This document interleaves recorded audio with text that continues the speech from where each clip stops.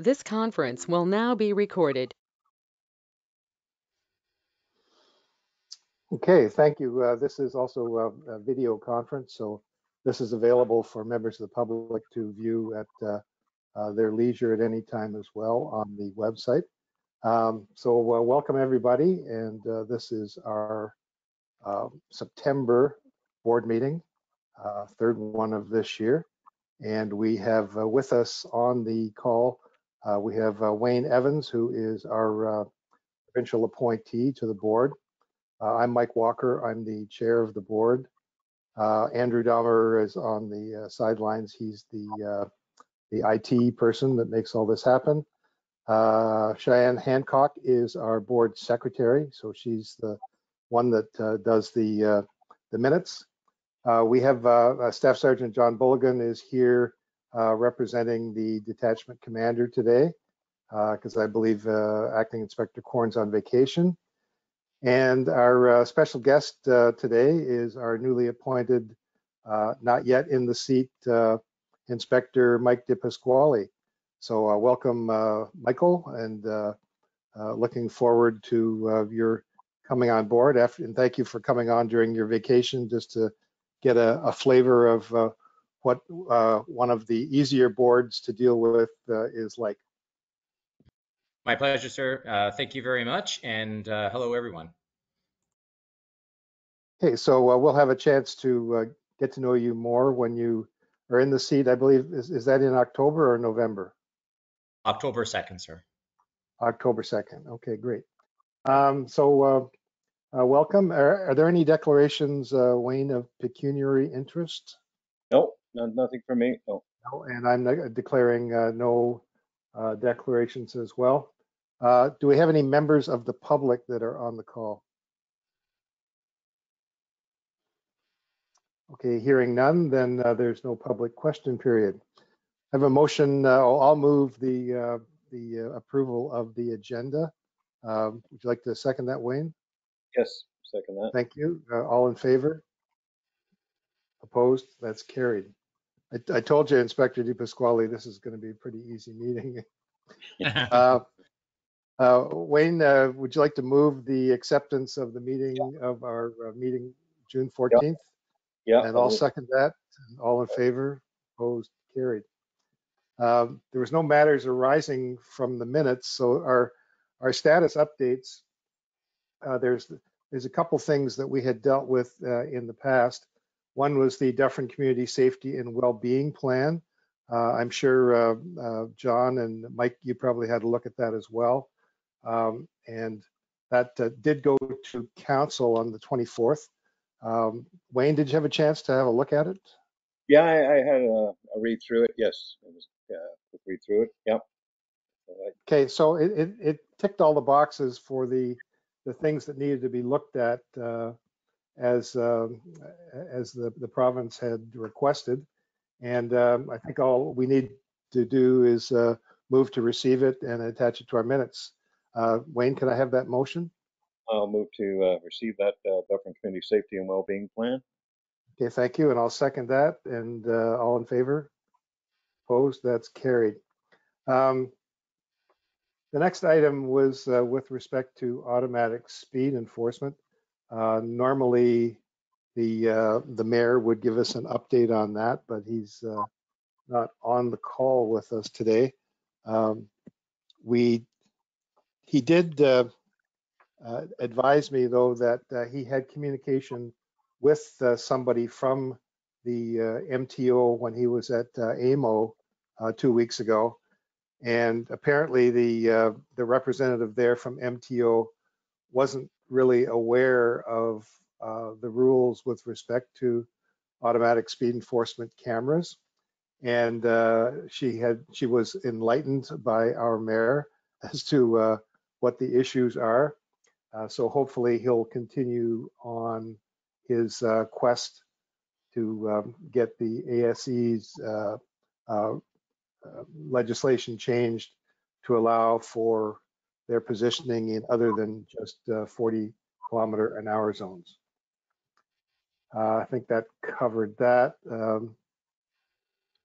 think John just Mike? Yep. Mr. Mayor, welcome.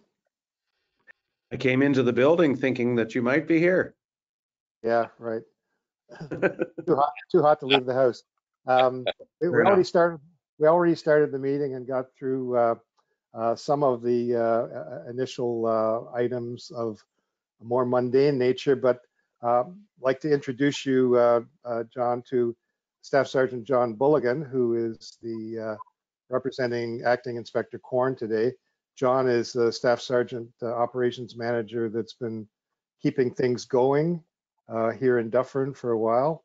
And I also had a comment when we were up at the district headquarters the other day, is that he has the nicest hair in the entire county of Dufferin.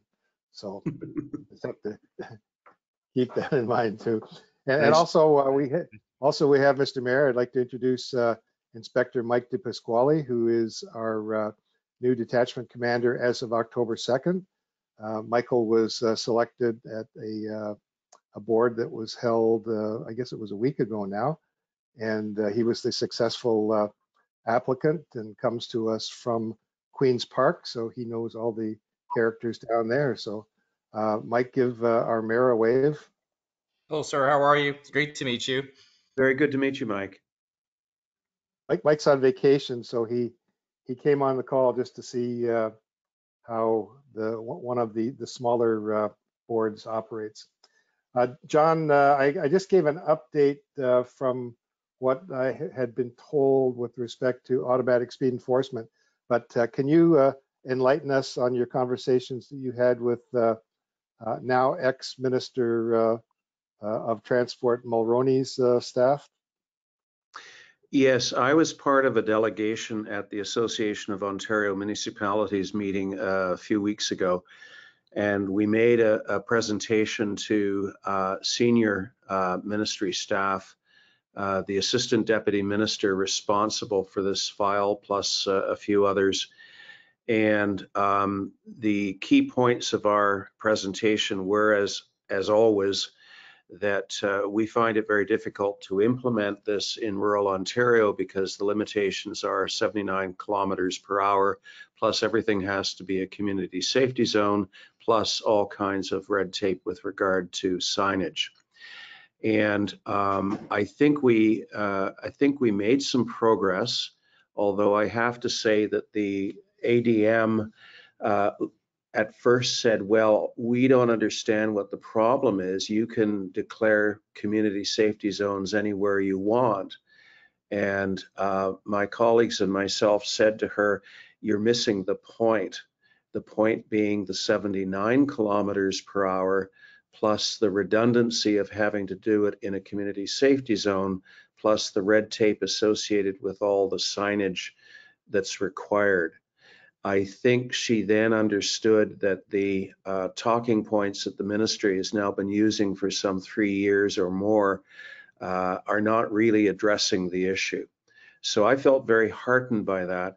I also had a discussion with the Attorney General about the same issue, as well as other issues, and made the point that we need to have more flexibility. Okay, very good. Any questions from any of our folks here? Okay, thanks for that, Mayor Creelman. Our next item was the ongoing saga of POA, and I did attach your delegation minutes to the agenda, but perhaps you could just give us the Coles notes of that delegation to Minister Downey.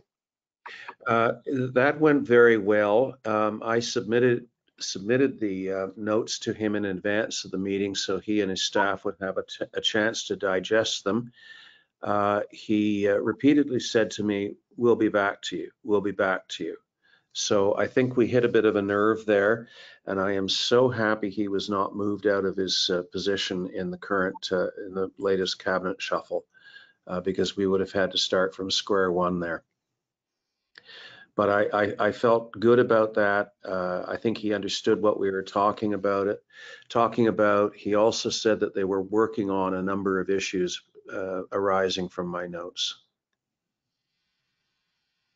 That's the first Okay, time we've had a positive opinion, actually, John, since you've been trying to pursue this. In my memory, anyway, since I've been involved with the board. So. Well, I've not been terribly optimistic for the past number of years, but I have some degree of optimism now that I've hit a nerve.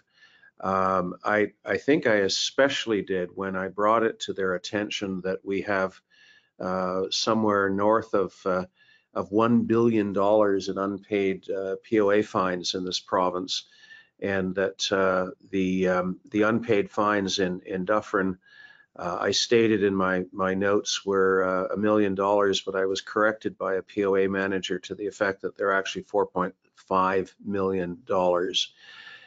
He responded by saying, well, some of that's really old. And I said, yes, but some of it's fairly new. And the people who are not paying their fines tend now to be the clever folk who understand what fines they need to pay in order to keep their license from being suspended, and then they ignore everything else. But I also pointed out to him that the province is foregoing somewhere in excess of $200 million in victim surcharge money by allowing the situation to continue. And I just casually said to him, I don't understand why the Auditor General isn't looking at this. So I think I made my point. Need a value for money audit. No kidding. Yeah. Just Mike and John, in case you didn't know, our mayor was the regional senior justice of the peace for Central West Judicial District until he retired. So he has a little bit of knowledge in this area and what goes on. So he's a good resource and SME for us going forward. And we'll get him reelected if he wants to get reelected. Okay, I'd like to move that we receive that memo and forward it to the other Dufferin boards for information. Is that acceptable to you, Mr. Mayor? Yes, and I think as well the Ontario Association of Police Service Boards as well, because I relied heavily on a wonderful report that they did back in 2011, and I'd like them to know that the issue is still alive. Very good. Can you note that, Cheyenne? Yep, done. Okay, Wayne? I'll second that motion. Okay, all in favor? Opposed? Carried. Did you, Mike or John, did you have any questions to the mayor on the issue of the POA? Nothing from me. Thank you, sir.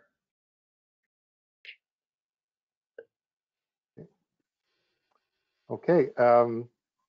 False alarm report, Cheyenne. June, we had 4 false alarms. July, we had 8. I have no data for August yet, so that brings us to 12 that we know of. Year to date is 48. It all seems to be new houses. We've had no double false alarms, so there's been no charges or fines set.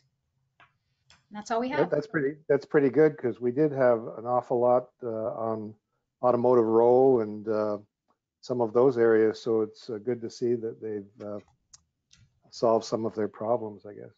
Exactly. Okay, Community Policing Committee report.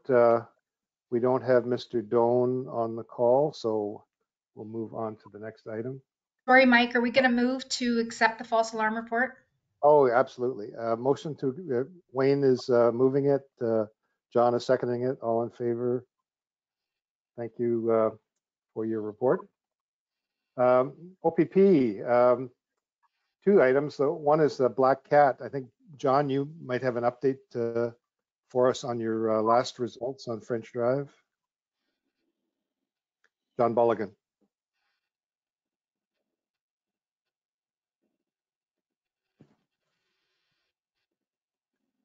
Your mic doesn't seem to be working. Can't hear you.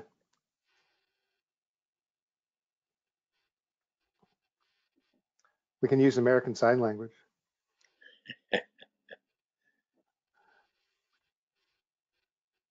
No, your mic's not working.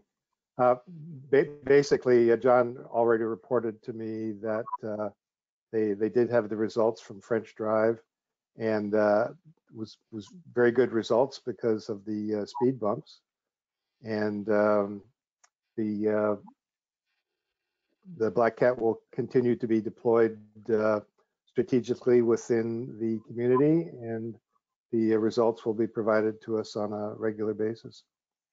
That about summarize it, John? Hear me now? Yeah, got you now. Okay, sorry, I had to switch speakers there. Yeah, so I sort of missed what you said there as I was doing a technical fix, but yeah, talking to Rob Button, the one was on French Drive. I think you may have said that. And so there isn't a high finding of speed. And in our emails there, I apologize, we didn't get it out. I think it was on Starview Drive, was it? Yeah. Yeah. But yeah, so that's on me, not on Rob. So we're going to, he's looking after putting that out.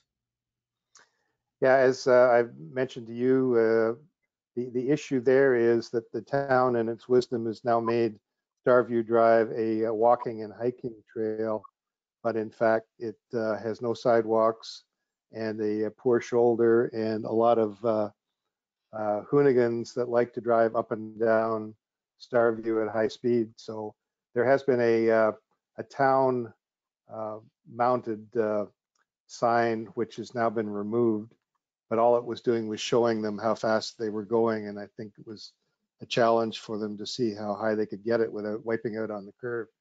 So some surreptitious surveillance would be wanted, and so that the town can then strategize over potential calming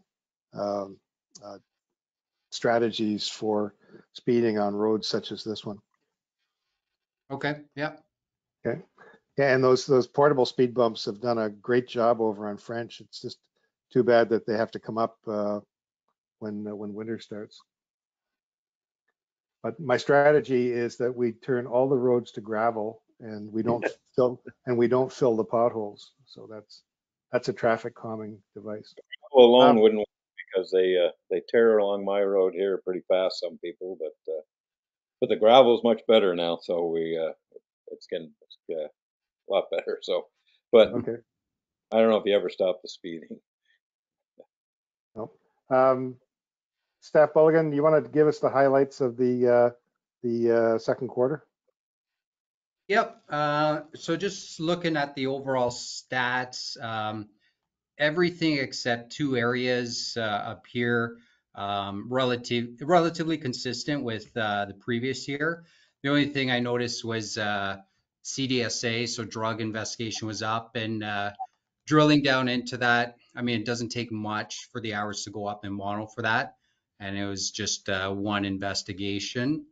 And then with mental health, you see quite like almost double there. And when I looked at that, it was actually, we had attended several times to just 3 addresses. So it's really just attributed to 3 locations, going 3 times, I think, on one occasion. So that creates that significant spike there. And then just one thing I noticed with the part 1s and part 3s, you'll notice the part 3s in June is quite high. And I think that that's about the same time that all of our cars got the ALPRs. So every cruiser now has a license plate reader. And, when I talked to Larry Mikowski, who's your contract traffic guy, and other officers, the license plate reader is a game changer for enforcement, in particular with the part 3s. So I think that's a contributing factor there. Even a rise in the part 1s you'll see. So that's No other highlights. The only one thing I noticed, and I haven't been on previous PSB meetings for Mono, but I noticed you have 2 hours of bike patrol. And I don't know if that's something you've seen before, but to note, we actually properly stood up a bike patrol unit, and the officers, while Orangeville and Shelburne sort of get the bulk of the patrol, I know that they've pushed into the south end of Mono there, and like Menora Park and that. So that's nice to see for that. So that's really it of the sort of highlights that I see there. If there's any questions on that. Bike patrol's interesting. In fact, Island Lake Conservation Area is in Mono. Almost 90% of it is. So the trails in there, if they wanted to go in there, I'm sure the Conservation Authority would be pleased to see them drop by from time to time. Yeah. Any questions to Staff Sergeant Bulligan, Wayne, or John? No, nothing from me. Actually, if I could speak to the issue of the Part 3s, and I don't know, Cheyenne, if this is on our agenda or not, but the Caledon letter and recommendations.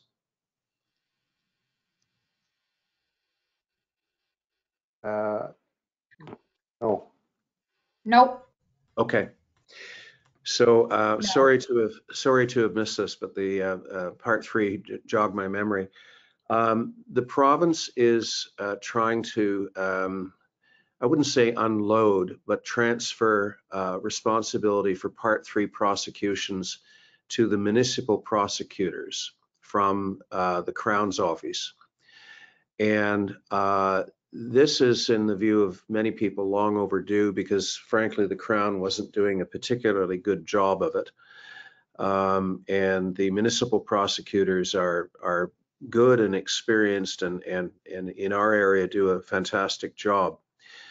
But Caledon was concerned about the transfer of the caseload as it is over to the local prosecutor and the burden that would create, and has crafted a letter which has been sent to local municipalities essentially suggesting that we agree to it only on the condition that the Crown Prosecution Service clean up their existing caseload, take the matters through court, dispose of them as appropriate, and then as of a start date, any Part 3 charges after that then get handled by the municipal prosecutor. The exception to that would be what they deem to be catastrophic Part 3 charges, which they define as things like careless causing death and maybe some of the other more serious Highway Traffic Act charges. The ministry prosecutions would remain the same. In other words, the ministries each send their own prosecutors to POA court. But they've looked for support for that position. I think it makes a lot of sense. I did discuss it with Minister Downey, and he realizes that these kind of qualified acceptances are going to become quite common. Yeah, I apologize, John. I didn't send, I had that on the agenda under POA, but I didn't send the attachment, but I've sent that through now to Shai to add to the minutes. So I think it's a qualified yes. There is another problem, and that is if the province starts dumping the Part 3 charges in order to reduce the caseload, and there have been rumors of this occurring in other jurisdictions, I did raise that with the Attorney General. I said it would be very unfortunate if all of a sudden you're withdrawing stunt driving charges left, right, and center in order to lessen the load for the municipalities to assume this responsibility. And he sort of winced. I hope it's not going to happen.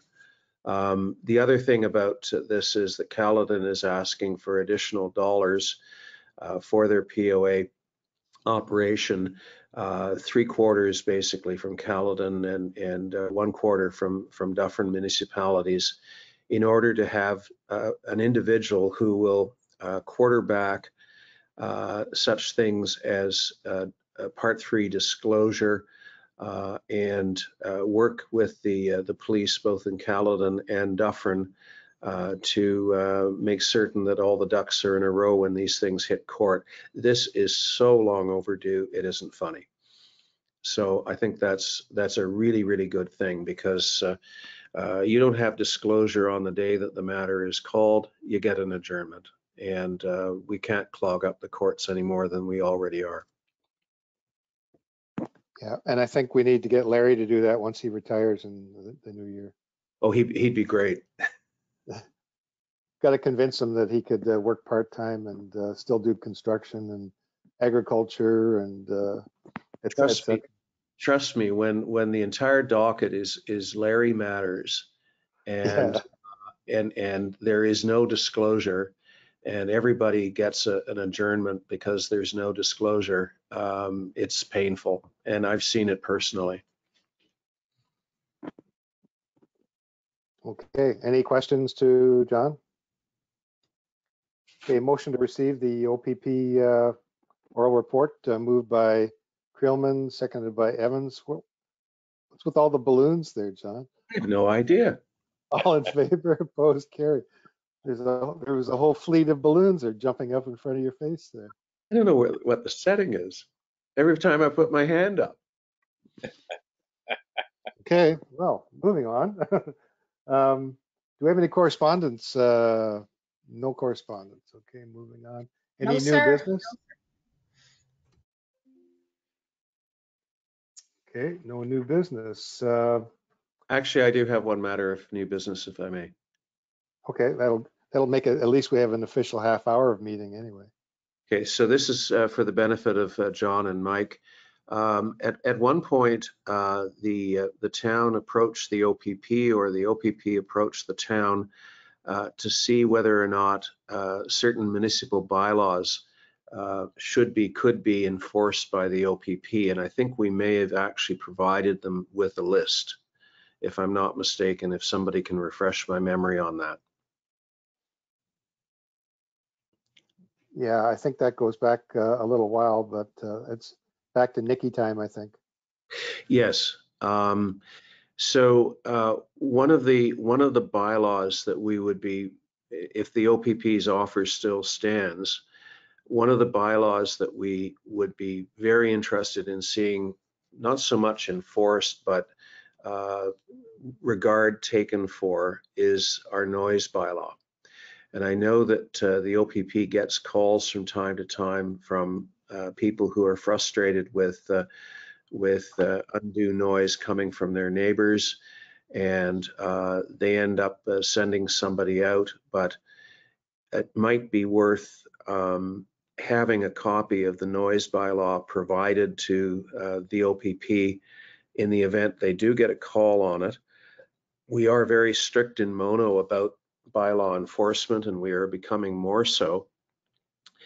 And not to expect a charge laid so much as a warning given, especially if the officer arrives and can hear with their own ears what's going on at an 11 o'clock wedding that's out of control. So I just put that out there. I think it's worthy of some consideration. Any comment, John? Can somebody track down, or do you say that was given years ago to Nikki Randall maybe, or? Yeah, it was Nikki Randall. I believe we did provide, or the town provided a list of bylaws that could be enforced. So I'll go back through the minutes or Cheyenne, if you want to do that and see if we can find the reference to that, we can provide it through to the detachment. And John, it wasn't very Okay. long. It was fingers of one hand at most, and they were the kinds of things that you were being called on anyway. Yeah, and that's a good point. If we're getting called on it anyways, it's good to have some teeth when we get there, right? So I see no issue with that, and I'll speak to Inspector DePasquale, when he shows up. But it's common practice, bylaws, we're not often proactive in them, but we need that as a reactive tool, right? To have that bylaw. Yeah, especially if the officer says, well, I don't think we enforce those. And they can be forgiven for saying that, frankly, because it's few and far between. But I think noise is the big one, and there's not a lot of them, but you will get calls. And I think as recently as this last weekend, there was a property with a wild wedding going on in the north end of the town. You may want to investigate for reasons other than noise as well, in terms of people's sobriety behind wheels and stuff like that. But we can dig up a list for you, and any assistance you can give us will be greatly appreciated. Okay, yeah, that'd be great if I could get those bylaws, and we'll square that up with our officers. Thank you. Yeah, I think it might have been even around the time where we were talking about the towing bylaw, but I'm just, I'll just looking back at some of the past emails here, and the bylaws come up a couple times, so we'll look into that. Okay, any other new business? Yeah, go ahead, Wayne. No, I have nothing, no.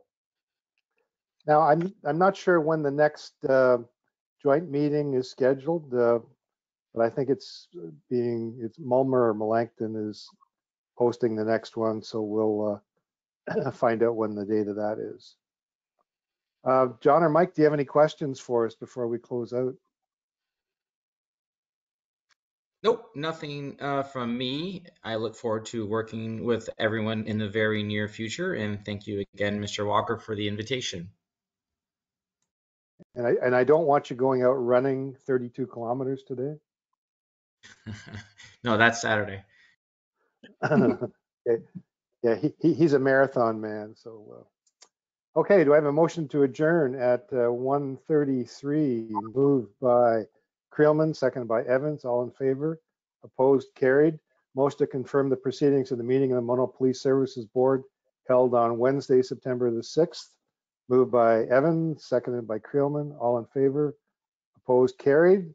Our next meeting is Wednesday, November 15th, which will be a lot cooler than today, at 1 o'clock. And we'll determine as we go further along whether we meet in the boardroom at the town hall or whether we continue on.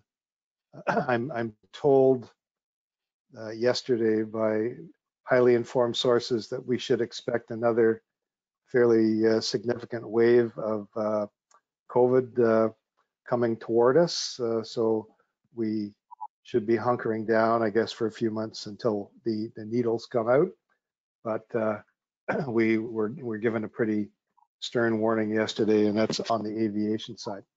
So thank you, everybody, and enjoy the rest of your summer, however it may be. And we'll talk to you all soon. Over and out. Thank you. Bye. Thanks, Mike. Thanks, John. Thanks, John. Thanks, John.